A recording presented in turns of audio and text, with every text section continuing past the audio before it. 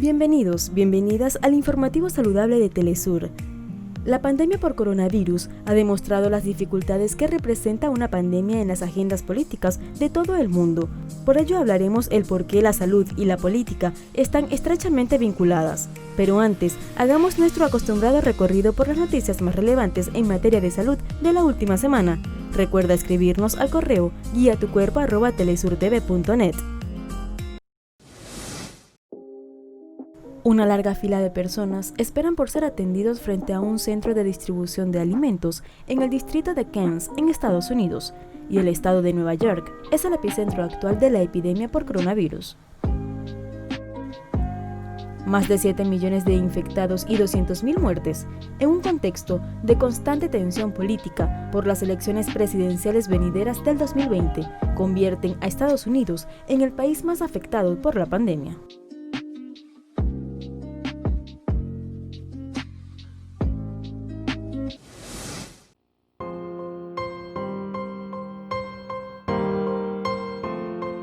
Más de 2.500 víctimas de COVID-19 han sido enterrados en el cementerio de Pondok Rangon, en Yakarta, que es uno de los dos destinados a las víctimas mortales del virus en la capital de Indonesia. Este cementerio recibe un promedio estimado de 30 cuerpos diariamente. Pemerintah juga harus rajin, sering gitu mengingatkan masyarakat ya, karena kadang kita terlalu lama mungkin situasi corona ini masyarakat ada semacam kejenuhan bisa jadi, maka harus diingatkan dan masyarakat harus taat akan protokol kesehatan.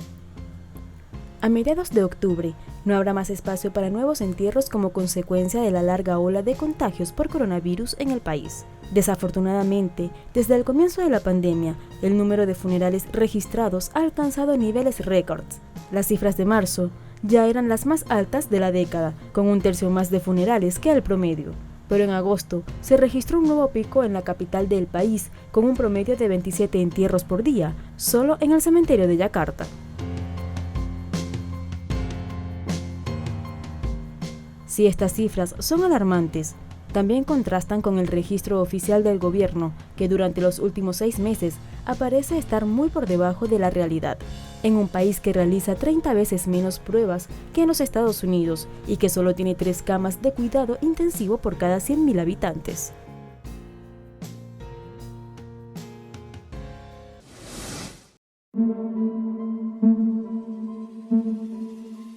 Miles de personas se manifiestan contra las restricciones relacionadas con el coronavirus en Trafalgar Square, en Londres, para expresar su desaprobación por reglas como las máscaras obligatorias y el distanciamiento social. Las protestas están exentas de la regla de los 6 del gobierno del Reino Unido.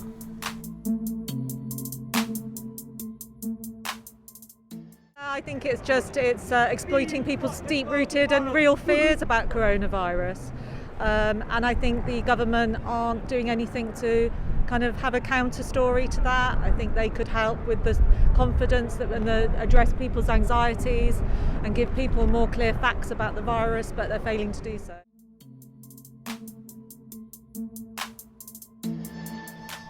Estos enfrentamientos se registraron la semana pasada entre manifestantes y policías en el centro de Londres, durante protestas contra las restricciones impuestas por las autoridades debido a la pandemia. 16 personas han sido detenidas. Yes, so I'm not saying that the coronavirus doesn't exist. What I'm saying is it's been blown out of complete proportion. So there are people, and I feel sorry for people who have died. My own father died March this year, and he had a stroke. He was old, went into hospital, had a number of strokes in hospital. Guess what they put on his death certificate? COVID-19.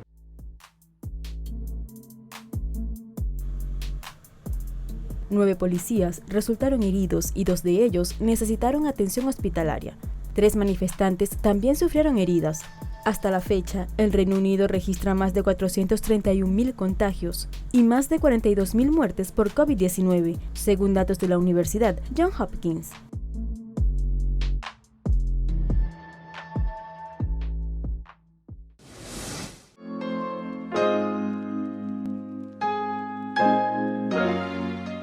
En Pekín, un laboratorio afirma haber desarrollado la máquina más rápida del mundo para hacer pruebas virológicas PCR.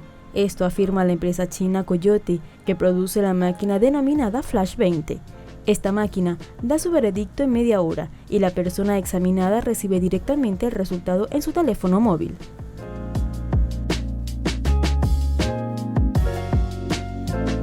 En ciertos escenarios la eficiencia de la detección de ácidos nucleicos es particularmente alta. Por ejemplo, pacientes que necesitan cirugía urgente, pacientes en situaciones de emergencia y parturientas en trabajo de parto deben obtener un resultado de prueba de ácido nucleico lo más rápido posible antes de que puedan pasar a la siguiente etapa de atención médica. Esta máquina puede analizar 4 muestras simultáneamente y tiene un costo de $44.000. En China, los aeropuertos la utilizan para controlar a los pasajeros que llegan del extranjero. Las autoridades sanitarias también la han estado usando durante meses para hacer test a las personas en barrios que están estrictamente confinados debido al registro del coronavirus. Esta máquina ya obtuvo la aprobación de la Unión Europea y la de Australia debido a su eficacia y calidad. Actualmente podemos producir alrededor de 500 unidades por mes y 1.000 para diciembre. Podemos producir 3.000 desde julio hasta fin de año y suministrar al menos 2.000 a China. Podemos vender el resto en el mercado internacional. Las pruebas PCR se consideran las más confiables para detectar el virus, pero su manejo es complejo y a menudo se lleva varias horas obtener un resultado. En respuesta a este logro de los científicos chinos, el presidente Donald Trump anunció el pasado 28 de septiembre la distribución en Estados Unidos de 150 millones de kits de detección rápida que tienen un aspecto similar a las pruebas de embarazo y pueden dar un resultado en 15 minutos. Sin embargo, tienen la desventaja que son mucho menos confiables que las pruebas PCR.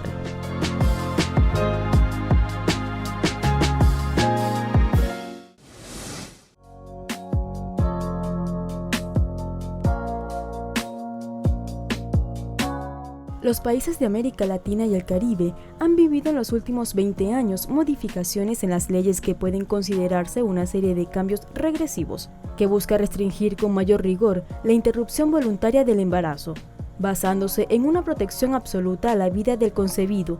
Debido a esto, las mujeres en América Latina se enfrentan a cada vez más retos a la hora de luchar por sus derechos. La semana pasada, miles de mujeres en todo el continente salieron a las calles para resumir su lucha por la libertad de elegir sobre su propio cuerpo.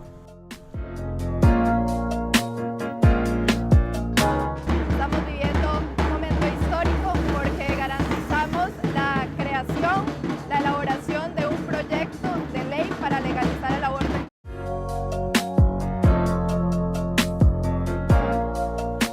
En la Ciudad de México, las manifestantes se enfrentaron con la policía que bloqueó su avance hacia el Zócalo, la principal plaza del país. Las manifestantes piden la despenalización del aborto en todo el país, ya que ahora está permitido hasta las 12 semanas en Ciudad de México y en Oaxaca.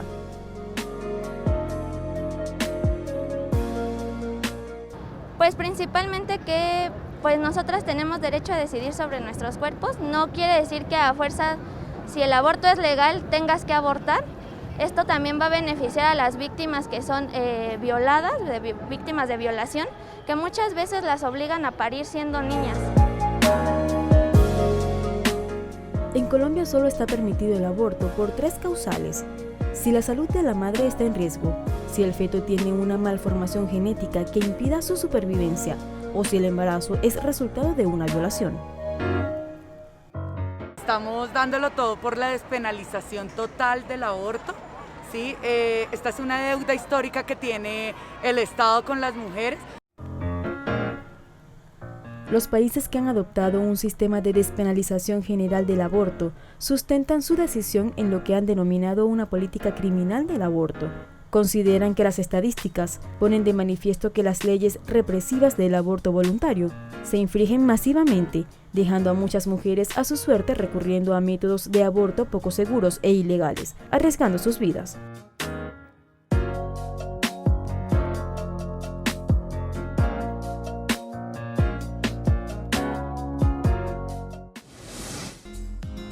Es hora de nuestra primera pausa.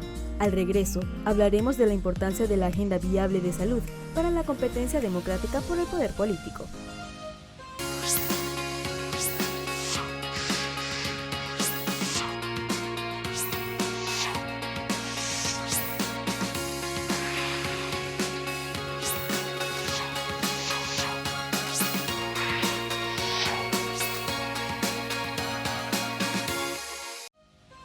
Volvemos con Guía tu Cuerpo. A continuación, hablaremos de cómo la pandemia por coronavirus ha causado que el mundo preste mayor atención en la labor de políticos e instituciones de salud.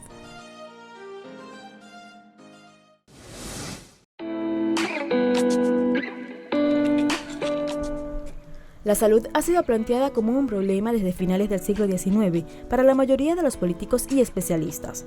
Esto ha llevado a preguntarnos, ¿cuál es la mejor forma de organizar nuestro sistema de salud? Pero esta es todavía una pregunta sin responder. La COVID-19 y sus consecuencias han demostrado que la salud es más una cuestión política. ¿Y por qué la importancia de planificar las políticas sociales que atienden al bienestar de la economía y la población?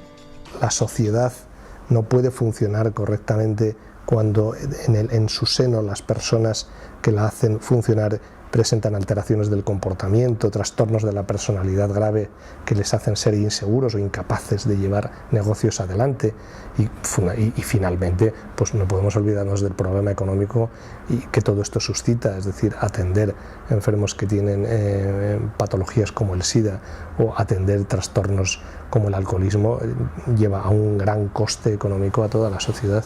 La salud afecta directamente la estabilidad social, por esto su administración forma parte de la agenda política de cualquier gobierno y una prioridad para la población. Dependiendo de cómo los gobernantes administran esta crisis sanitaria, su popularidad podría bajar o subir en los comicios electorales. Es común que algunas figuras políticas quieran aprovechar la coyuntura y quieran capitalizar la epidemia. If we didn't do testing, instead of testing over 40 million people, if we did half the testing, we'd have half the cases. If we did another, you cut that in half, we'd have yet again half of that. But the headlines are always testing. Now, the testing is a good thing, but at the same time, it's fodder for the fake news to report cases. El mundo enfrenta hoy lo que muchos han llamado la madre de las recesiones, nombre que se ha dado a la crisis causada por el coronavirus. Las instituciones financieras hablan de la peor crisis económica desde la Segunda Guerra Mundial. El FMI estima una reducción del crecimiento económico mundial en 4.9%. Otros economistas señalan que el mercado global perdió cerca de $126.000 millones debido a la ruptura de las cadenas de suministro. Se espera que la recuperación económica sea gradual y lenta, y los países económicamente débiles y dependientes serán los más afectados. There is no question that 2020 will be exceptionally difficult. If the pandemic fades in the second half of the year, thus allowing a gradual lifting of containment measures and reopening of the economy, our baseline assumption is for a partial recovery in 2021.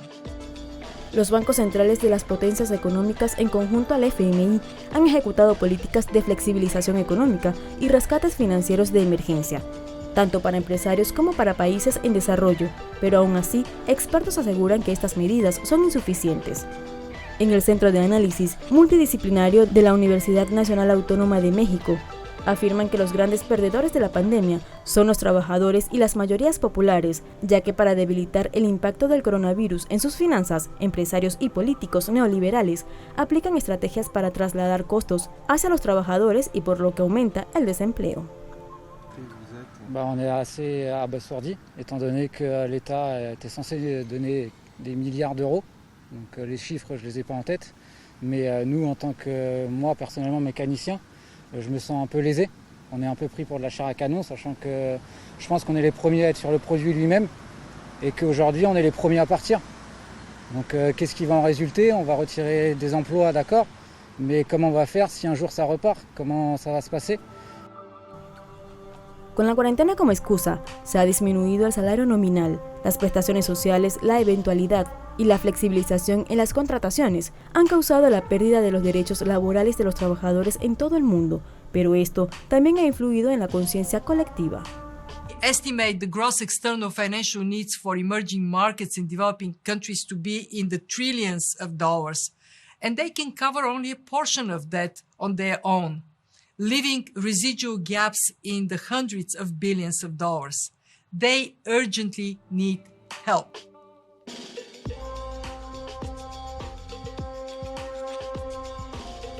And whenever I call my boss, and my boss say nothing have to do with the company, only with the government. I'm still struggling to pay the bill, and I'm still looking for a job.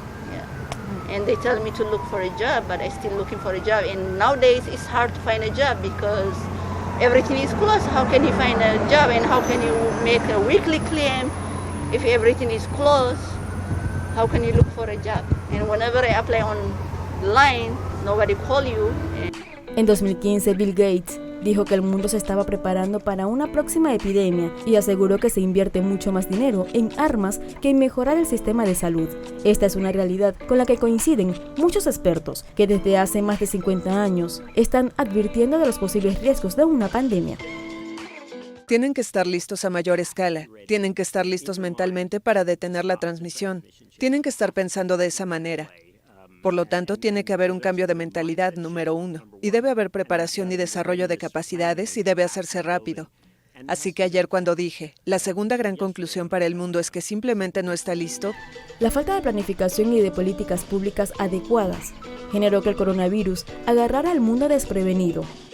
Debido a esto, el trabajo de conseguir una vacuna se ha hecho mucho más difícil. Sin embargo, existen más de 100 proyectos de vacunas, y aunque el tiempo que tarda en desarrollarse una vacuna en promedio es de 5 a 10 años, la Organización Mundial de la Salud ha ayudado a acelerar el proceso de su desarrollo.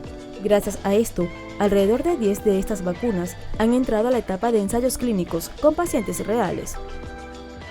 This is a positive result, but again there is a long way to go. These are phase 1 studies. We now need to move into larger scale real world trials, but it is good to see more data and more products moving into this very important phase of vaccine discovery, and we congratulate our colleagues for the progress they have made. Las tensiones geopolíticas causadas por Estados Unidos causan problemas a la hora de planificar la distribución de la vacuna contra el coronavirus, pues este país demanda ser priorizado en todas las iniciativas en las que tiene algún tipo de inversión. Sin embargo, la OMS insiste en que el proceso de vacunación como un bien público y universal.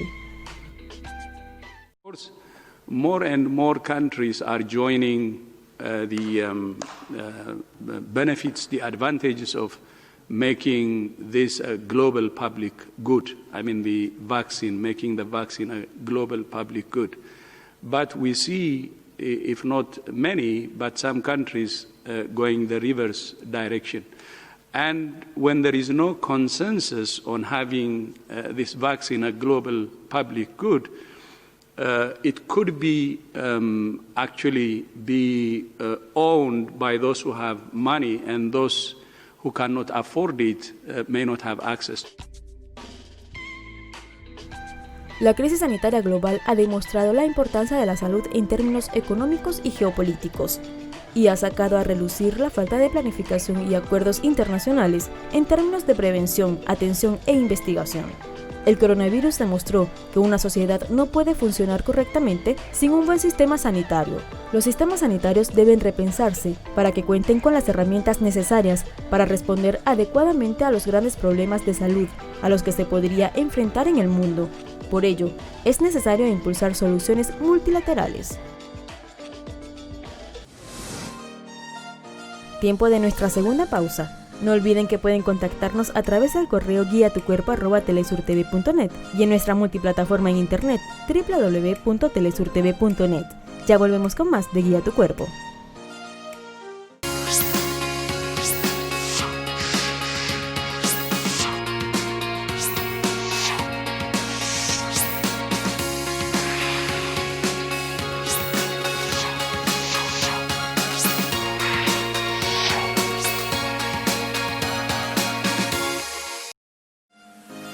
A continuación, nuestra nota positiva de hoy. La promesa la hizo Juan Orlando Hernández, quien aseguró inicialmente que la readecuación de la deuda se podría realizar por 3 meses. Toda persona y empresa afectada por los efectos del COVID-19, coronavirus, que les impide pagar sus créditos, pueden acercarse a su banco, microfinancieras, cooperativas, a reestructurar su deuda, incluyendo que sus próximas 3 cuotas de capital e intereses pasen al final del crédito. Pero la medida no se hizo efectiva. Cada día son miles de personas que denuncian que no se cumplió la promesa y en el Congreso Nacional respaldan dicha versión. Se han presentado iniciativas precisamente para eso, sobre todo en el pago de esos intereses tremendos de las tarjetas de crédito que cobran intereses sobre intereses, y ninguna de estas iniciativas ha sido aprobada. Están en este momento engavetadas. Ante la pérdida de más de 300.000 fuentes de empleo y la reducción de ventas para la economía informal, los expertos aconsejan que los fondos no se canalicen a través de la banca.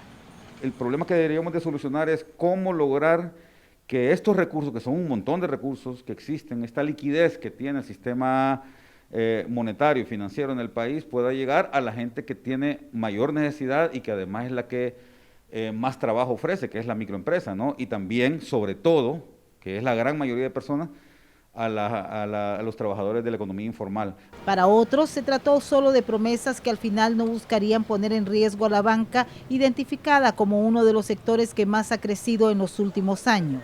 Pues a tal punto de que en los últimos 25 años es el único sector o actividad económica que ha crecido significativamente. Uno ve el índice mensual de actividad económica y va a ver que en los últimos años solamente telecomunicaciones, energía y el sistema financiero son los 3 sectores que han crecido. Según la Comisión Nacional de Banca y Seguros, más del 50% de la población laboral en Honduras tiene deuda con los bancos. Hilda Silvestrucci, Telesur Honduras. Llegamos al final del informativo saludable de Telesur. Nos despedimos por el día de hoy. Recuerda que puedes contactarnos a través de nuestro correo electrónico guiatucuerpo@telesurtv.net. Hasta la próxima.